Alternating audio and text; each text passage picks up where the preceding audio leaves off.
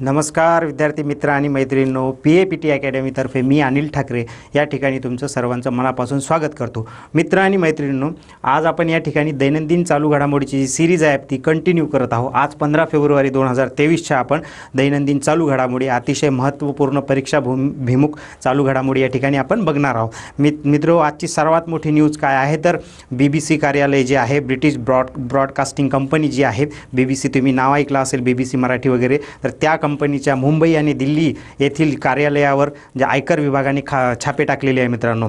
तर यामध्ये ही जी न्यूज आहे तर यामध्ये दोन गोष्टी परीक्षेच्या दृष्टिकोनातून अतिशय महत्त्वपूर्ण आहे. ते म्हणजे BBCबद्दल तुम्हाला माहिती पाहिजे आणि दुसरं काय असतं तर आयकर विभाग ज्याला आपण किंवा ज्या याच्या अंतर्गत तो स्थापन झालेला आहे त्याबद्दल आपल्याला आयकर विभागाबद्दल आपल्याला माहिती पाहिजे.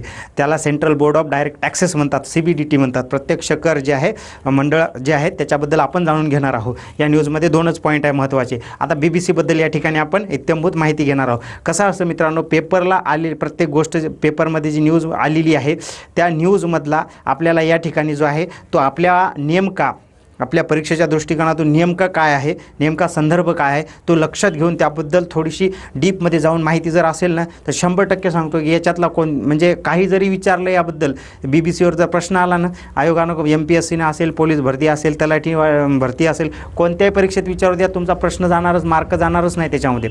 ठीक आहे, कारण आपण एवढा इमानदारीनं एवढ्या मेहनतीनं जर असा स्मार्ट अभ्यास केला ना 100% तुमची पोस्ट निघणार मित्रांनो. तर या ठिकाणी जे आहे ते आपण कसं आपण विश्लेषण करतो ते बघा. आता BBCबद्दल न्यूज काय आहे तर BBC कार्यालयावर CBDTचे छापे, बरोबर आहे, central board of direct taxes. तर याच्यामध्ये BBC महत्त्वाचं आहे आणि CBDT महत्त्वाचं आहे, बस फिनिश. याच्या पलीकडे या न्यूजमध्ये काहीच आपल्यासाठी महत्त्वाचं नाही. ठीक आहे, तर या ठिकाणी बघा BBCबद्दल ब्रिटिश ब्रॉडकास्टिंग कंपनी. ठीक आहे, याचा लॉंग फॉर्म काय आहे? सरळ प्रश्न विचारते की BBCचा लॉंग फॉर्म काय, कोणत्या परीक्षेला विचारते, पोलीस भरतीला तर जनरली विचारून टाकते, असं न्यूजमध्ये करंटमध्ये चालू असेल तर BBC काय आहे तर ब्रिटिश ब्रॉडकास्टिंग कंपनी. तर याची स्थापना केव्हा झाली तर याची जी खाजगी म्हणून ही सुरुवातीला खाजगी कंपनी होती मित्रांनो. याची खाजगी म्हणून जी आहे ती 1922ला स्थापना झालेली आहे. परंतु याची सार्वजनिक मालकी जेव्हा घेतली, इंग्लंड जेव्हा याचा मालक झालेला आहे, ब्रिटन जेव्हा याचा मालक झाला तेव्हा देश जो आहे तो मालक झाला तेव्हा 1927ला तो मालकी त्याने घेतली, म्हणून त्या ठिकाणी ती सार्वजनिक झाली. ठीक आहे, तर म्हणून हिची जी स्थापना जी आहे ती 1927 धरल्या जाते, 1922 धरायची नाही आहे, कारण 1927ला ती सार्वजनिक झाली. सुरुवातीला ती खाजगी स्वरूपाची होती. आधी आपले RBI कसं, रिझर्व्ह बँक ऑफ इंडिया कशी आहे, हिल्टन यंग आयोगानुसार खाजगी स्वरूपाची होती. नंतर तिला जी आहे ती मालकी आपल्या सरकारनं, भारत सरकारनं घेतली आणि नंतर जी आहे ती सार्वजनिक स्वरूपाची संस्था झाली. ठीक आहे, तर आता जी आहे तसंच हिचं पण आहे, ही आधी खाजगी होती, आता नंतर जी 1927ला जी आहे ती हिची मालकी ब्रिटनने घेतल्यामुळे 1927ला याची स्थापना झाली असं गृहीत धरल्या जाते. हिचं क्षेत्र काय आहे मित्रांनो, ब्रॉडकास्टिंग आहे की नाही. बातम्या, मनोरंजनाचे कार्यक्रम असतील, तुमचे विविध शिक्षणपर कार्यक्रम असतील, माहितीपट असतील, याची काय करायचं, प्रसारण करायचं. ब्रॉडकास्टिंग हे हिचं क्षेत्र आहे. ठीक आहे, त्यानंतर मालकी काय आहे तर सार्वजनिक स्वरूपाची ब्रिटनकडे तिची मालकी आहे. याचं जे संस्थापक कोण आहे तर जॉन रेथ नावाचा व्यक्ती. कोण आहे? जॉन रेथ नाव. आणि मुख्यालय कुठं आहे तर इंग्लंडमध्ये. ऑफकोर्स इंग्लंडची कंपनी आहे, इंग्लंडमध्ये तिचं मुख्यालय असणार आहे. ब्रीदवाक्य काय आहे याचं जे आहे ते nation shall speak peace unto nation, nation shall speak peace unto nation हे तिचं ब्रीदवाक्य आहे. ठीक आहे, ही जनरल माहिती आहे. परंतु आता परीक्षेला कसं आजकाल ट्रेंड चालू आहे मित्रांनो, तुमची संयुक्त पूर्वपरीक्षा असेल, MPSCची कंबाईन नाही का, राज्यसेवेची पूर्वपरीक्षा असेल, इव्हन UPSCमध्ये बी की खालील विधान प्रश्न देतो, खालील विधाने लक्षात घ्या. त्यामध्ये अबक स्वरूपात, अड स्वरूपात जे आहे ते प्रश्न विचारला जातात, त्यामध्ये विधान दिलेलं असतं. ठीक आहे, विधान काय दिलेलं असते, ह्या प्रकारची विधानं दिलेली असतात. ही माहिती वापरून त्या ठिकाणी विधानं बनवलेली असतात. म्हणून या ठिकाणी तुमचे प्रश्न जाऊ नये म्हणून मी याचं जे आहे ते डीपमध्ये जाऊन त्याचा सर्च करून या ठिकाणी तुमच्यासमोर मांडतोय मित्रांनो. फायदा होईल याला, जोपर्यंत तुम्ही याच्याकडे चांगलं लक्ष देणार नाही, करंट अफेअर हा विषय तुमचा व्यवस्थित कव्हर होणार नाही मित्रांनो. आणि हे जर आपले असे दर्जेदार व्हिडिओ जर तुम्ही चॅनल PAPT नाव अकॅडमी चॅनल हे सबस्क्राईब केलं नसेल तर लगेच सबस्क्राईब करा. आपल्या मित्रमैत्रिणीला त्या ठिकाणी जोडा मित्रांनो. तुमचं सहकार्य याला जे आहे ते आपल्याला आवश्यक आहे मित्रांनो. तर यामध्ये आता पॉईंट बघूया आपण. जगातील सर्वात मोठी प्रसारण संस्था आहे. ठीक आहे, जगातील सर्वात मोठी ब्रॉडकास्टिंग कंपनी आहे ती, जगातील सर्वात मोठी, म्हणून इथे या ठिकाणी एवढं आपण बोलतोय त्याबद्दल. या नंतरच्या अनेक मनोरंजन आणि माहितीपर कार्यक्रमात सर्व जगभरात TV, आकाशवाणी, इंटरनेटच्या माध्यमातून ती प्रसारित करते मित्रांनो. त्यानंतर ह्या कंपनीचं ध्येय काय आहे तर माहिती, शिक्षण आणि मनोरंजन पुरवणं. ठीक आहे, माहिती, शिक्षण आणि मनोरंजन पुरवणं हे तिचं ध्येय आहे. दर्जा काय आहे तर अंशतः स्वायत्त आहे, हे पार्शियली ऑटोनॉमस आहे. ॲटोनॉमस म्हणजे काय, तर अशी संस्था असते की जिला बाहेरचा राजकीय हस्तक्षेप त्यामध्ये नसतो, निर्णय घेण्याचे स्वातंत्र्य त्याच्याकडे असते. जे काही निर्णय एखादी संस्था घेते, तिला काय करायचं, तिचे ध्येय धोरणं काय असतील, ठीक आहे, तिला कोणते कार्यक्रम प्रसारित करायचे आहे, पूर्ण निर्णय घेण्याचं स्वातंत्र्य त्या ठिकाणी या संस्थेला असतं. ही पार्शियली आहे, म्हणजे अंशत आहे, कारण ब्रिटिश हस्तक्षेप याच्यात असणारच, ब्रिटिश कंपनी असल्यामुळं, त्याच्यामुळे जे आहे ब्रिटिशचं जे राजकीय क्षेत्र आहे त्याच्यामध्ये हस्तक्षेप करू शकते, कारण ती पार्शियली ॲटोनॉमस आहे, अंशतः स्वायत्त आहे. ठीक आहे. याच्यानंतर काय आहे तर यामध्ये ब्रिटिश जे श्रोते आहेत या कंपनीला जे आहेत ते द बीब म्हणून संबोधतात. काय म्हणतात, हे टोपण नाव आहे तिचं, द बीब. काय आहे, द बीब. आणि दुसरं जे आहे ते बीब बीब बीब, हे पण तिचं एक टोपण नाव आहे. आणि तिला आंटी बीब देखील म्हणतात. हे तुम्हाला माहीत होतं का, खरं सांगा इमानदारीने, माहीत नव्हतं ना. मग असा सर्च करून हे प्रश्न काय विचारते, तर आता सगळ्याला आयोग जे आहे ते सर्वांना माहिती असणारी माहिती थोडी विचारणार आहे, बरोबर आहे. त्यांच्यासमोरही अनेक हुशार विद्यार्थ्यांना चॅलेंज करायचं असते. ठीक आहे. आयोग काय साधासुद्धा राहतो का, आयोग काय साधेसुधे प्रश्न काढावं लागलं का आजकाल, तर नाही. त्यांना अतिशय गुणवत्तापूर्ण जे ज्ञान घेणारे, ज्ञानार्जन करणारे विद्यार्थी त्यांची निवड करायची. तर मग असे डीपमध्ये जाऊन, खोलात जाऊन जे आहे ते आयोग असं प्रश्न काढतं की तिचं जे टोपण नाव आहे तर तिला द बीब किंवा असं विधान देतं की ब्रिटिश श्रोते BBC या वाहिनीला द बीब या टोपण नावाने संबोधतात. ठीक आहे.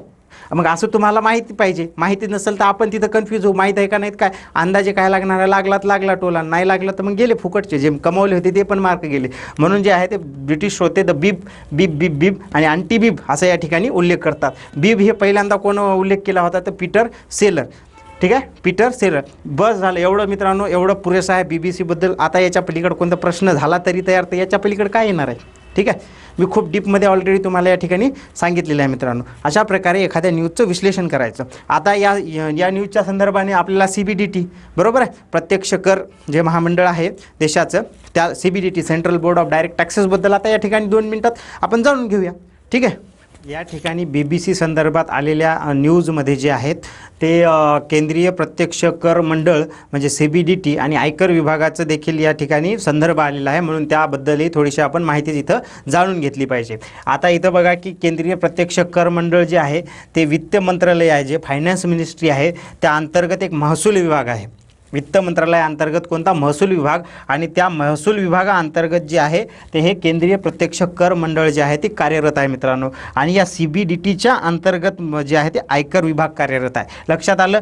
फायनान्स मिनिस्ट्री या सर्वात वरती, वित्त मंत्रालयाअंतर्गत महसूल विभाग, महसूल विभागाअंतर्गत CBDT central board of direct taxes म्हणजे केंद्रीय प्रत्यक्ष कर मंडळ, आणि या अंतर्गत जे आहे ते आयकर विभाग कार्यरत आहे. ठीक आहे.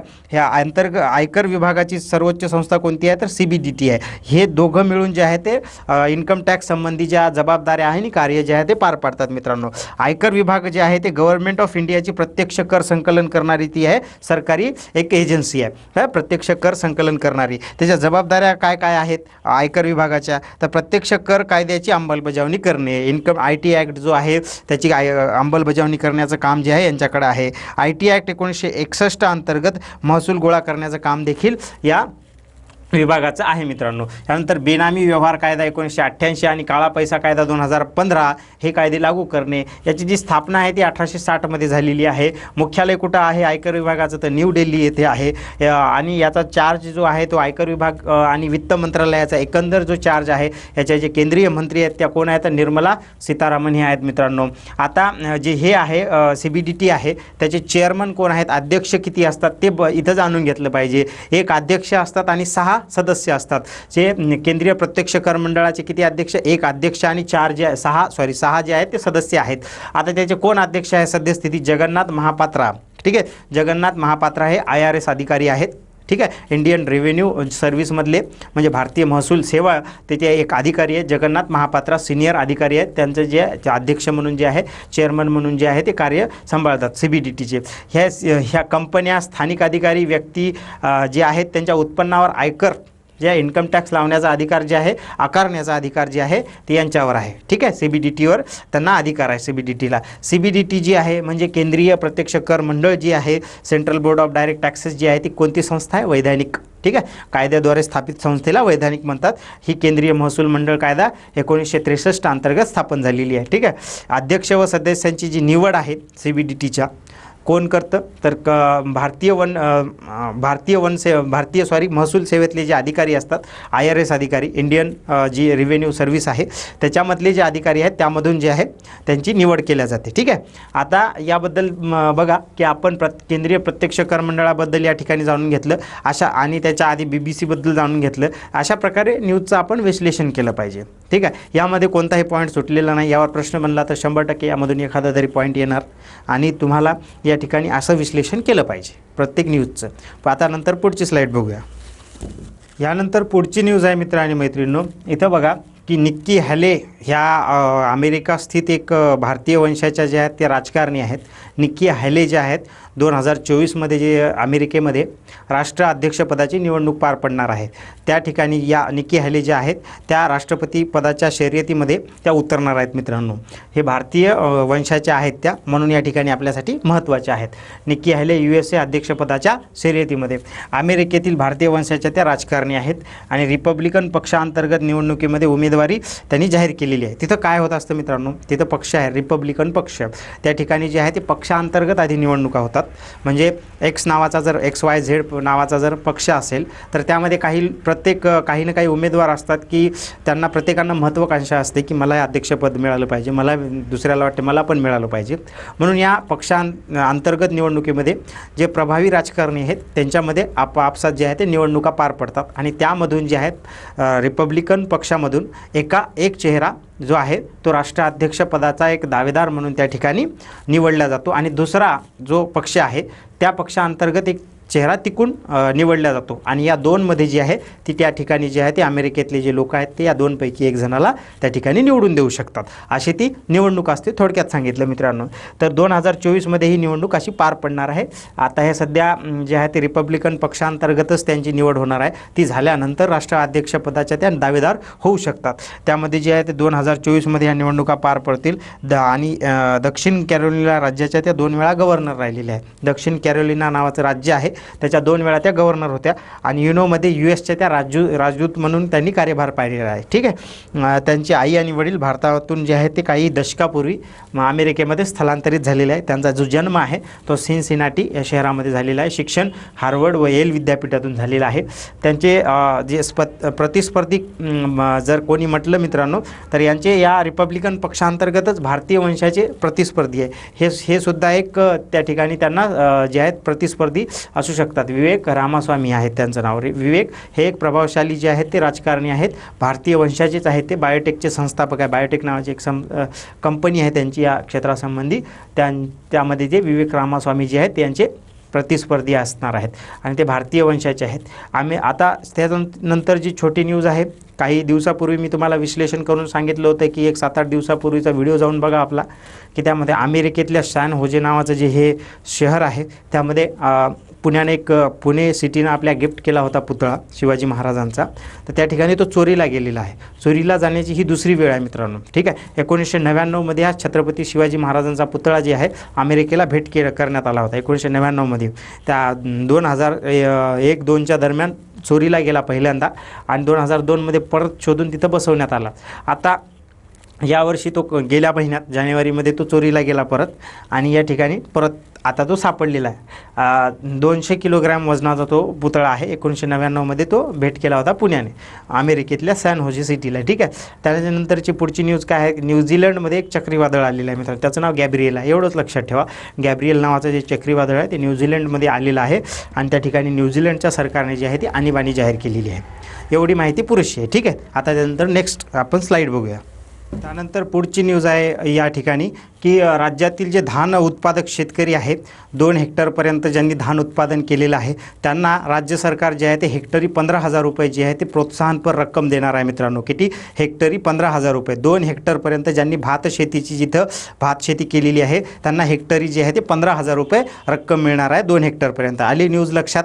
यामध्ये बघा की हे राज्य सरकार महाराष्ट्र राज्याने असा निर्णय घेतलेला आहे. 2022-23च्या हमीभावाव्यतिरिक्त ही जी नोंदणीकृत जे शेतकरी आहेत, रजिस्टर जे फार्मर आहेत त्यांना ही रक्कम देण्यात येणार आहे, हेक्टरी 15,000 रुपयापर्यंत. याचा हमी भाव किती आहे मित्रांनो? 2022-23चा 2040 रुपये भाव आहे धानाला सध्या. 2 हेक्टरपर्यंत जे आहे ते धान उत्पादन जे असणाऱ्या किंवा धान शेती करणाऱ्या व्यक्तींना जे आहे ते देण्यात येणार आहे. 2 हेक्टर ही मर्यादा आहे, लक्षात ठेवा. 2022-23मध्ये राज्यात 6 लाख हेक्टरपेक्षा जमिनीवर धान उत्पादन झालेलं आहे मित्रांनो. आता या ठिकाणी बघा की आपल्याला धानाचा संदर्भ आलेला आहे, त्यामुळे इथं धान या उत्पादनामध्ये राज्य जे अग्रेसर राज्य आहे त्यांची या ठिकाणी आपण एकदा माहिती घेऊया. सगळ्यात मोठं जे राज्य आहे धान उत्पादनामध्ये ते पश्चिम बंगाल आहे. पश्चिम बंगालनंतर यूपीचा नंबर, त्यानंतर आंध्र प्रदेश, पंजाब आणि बिहार हे सगळे राज्य आहे धान उत्पादनातील अग्रेसर राज्य आहे देशातील. ठीक आहे. आणि जगात जे आहे ते भारताचा दुसरा क्रमांक लागतो धान उत्पादनामध्ये. सगळ्यात पहिला कोण आहे तर चीन आहे, चीन आणि भारत. आणि त्याच्या ज्या जाती आहेत धानाच्या ते आंबेमोहर आणि इंद्रायणी ह्या फेमस जाती आहेत. एवढी धान या पिकाबद्दलची जी माहिती आहे ती आपली पुरेशी आहे मित्रांनो. त्यामध्ये हमी भाव लक्षात ठेवा, हमी भाव 2040 आहे. हेक्टरी किती महाराष्ट्र राज्य हेक्टरी किती प्रोत्साहनपर राशी देणार आहे धान उत्पादनाला? 15,000 रुपये त्या ठिकाणी कोणाला मिळणार आहे? 2 हेक्टरपर्यंत जे आहे नोंदणीकृत, 2 हेक्टरपर्यंत भात शेती करणारे जे शेतकरी आहेत त्यांना, आणि जे नोंदणीकृत असायला पाहिजे, रजिस्टर असायला पाहिजे. ठीक आहे. तर ही एवढ्या तरतुदी आहे. भारताचा कितवा नंबर लागतो जगात धान उत्पादनामध्ये? तर दुसऱ्या क्रमांकाचा. पहिलं राज्य कोणतं आहे धान उत्पादन? पश्चिम बंगाल. एवढी माहिती पुरेशी आहे असं लक्षात ठेवायचं मित्रांनो. तर आमचा हा व्हिडिओ तुम्हाला आवडला असेल तर त्याला लाईक करा आणि आपल्या PAPT या चॅनलला सबस्क्राईब करायला नक्की विसरू नका. आज इथेच थांबतो. धन्यवाद.